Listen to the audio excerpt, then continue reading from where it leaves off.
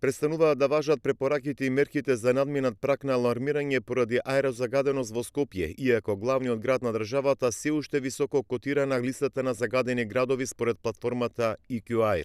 Ова значи дека од денеска не важи одлуката за бесплатен јавен градски превоз во метрополата, донесена во саботата заради високиот индекс на аерозагаденост.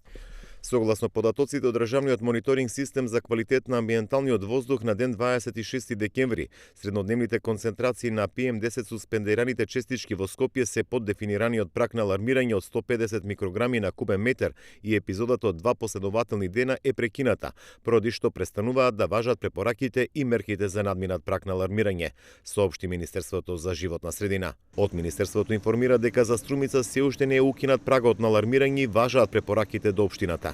Денеска на оваа тема заседаваше и Советот на превенција.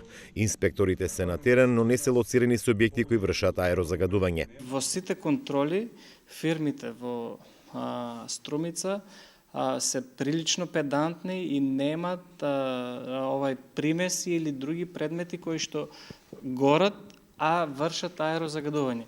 Главниот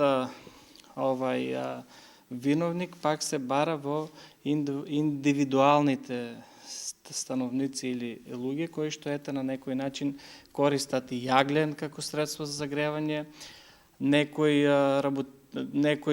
пример пластика, во тие котели стават улје, некој веќе користено и така натака.